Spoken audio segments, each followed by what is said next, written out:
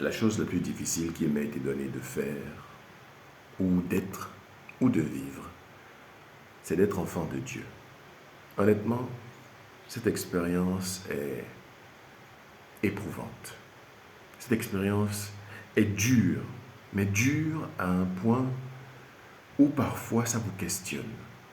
Est-ce que vous avez fait le bon choix? Cette expérience peut parfois vous mener à de la colère, du ressentiment vis-à-vis de Dieu, à de l'incompréhension. Vous lisez tous les jours les textes, peut-être. Vous allez tous les jours, peut-être, à la messe.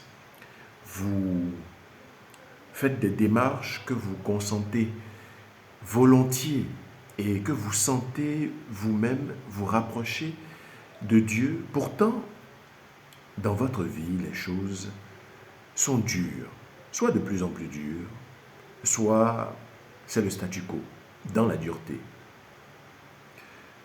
Pourtant, à des moments, vous voyez la lumière. Vous vous dites, c'est dur, mais je sais pourquoi je le fais.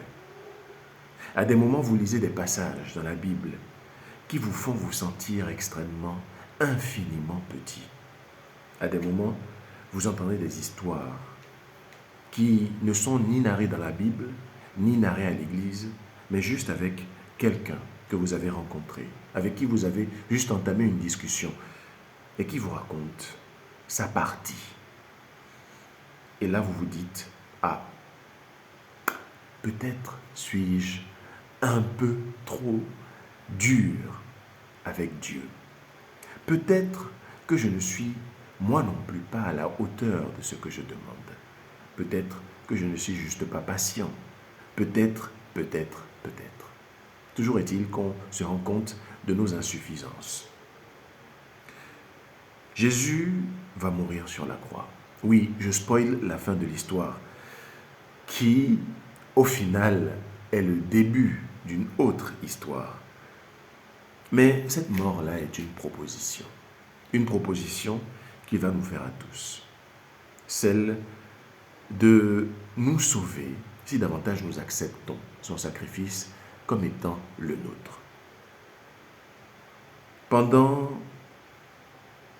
tout ce temps, je me suis évanoui dans la nature parce que j'ai compris que je ne savais que très peu de choses. Du coup, j'ai été me faire former. Une formation qui a débouché par un baptême. Oui, je suis aujourd'hui un heureux membre de l'Église. Je peux louer en communauté Dieu et j'ai même eu ma première communion. C'est pour vous dire. Tout ceci n'est pas un exploit en soi. C'est une source de fierté, certes. Mais cela ne fait que pointer le fait que je ne sais toujours pas grand-chose. Alors, comme la proposition de Jésus, je voudrais vous en faire une. Aujourd'hui, en lisant un texte biblique, il était écrit que la mission que Jésus nous donne, c'est de répandre sa parole sur terre. Je sais que nous n'avons pas toujours le temps de le faire. Nous n'avons pas toujours le temps de parler de Dieu, ne serait-ce qu'à quelqu'un, ou même de lire la parole de Dieu. Alors moi, je vous propose, dans le programme que je suis en train de suivre avec une application biblique, de vous lire par moment, plusieurs fois par jour, quelques passages de la Bible. Il y a un programme que je fais qui s'appelle Un an de Bible en 365 jours. Et du coup, voilà, je ne donnerai pas toujours mes commentaires parce que il y a aussi de votre réflexion dans tout ça. Mais ça vous allégera peut-être un peu la tâche d'avoir une version simplifiée où vous n'avez pas besoin de vous poser avec votre Bible pour la lire, mais où vous avez quelqu'un qui fait le travail pour vous et où vous n'avez qu'à écouter.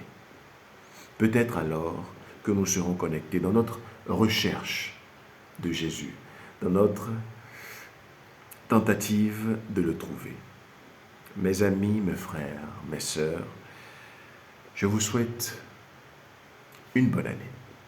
Une bonne année gouverné par l'omniprésence absolue de Jésus dans vos vies. Je ne sais pas si vous êtes prêts à suivre ce programme, mais voilà, je vous le propose comme ça et on verra bien si ceci change quelque chose pour vous. En tout cas, je vous le dis en vérité, cette année va être exceptionnelle. Je ne sais pas encore comment. Les mystères de Dieu sont mystérieux. Mais cette année va être exceptionnelle et j'espère qu'avec vous, nous verrons ensemble les gloires que Dieu accomplira dans nos vies respectives. Bonne suite de journée à vous et à demain.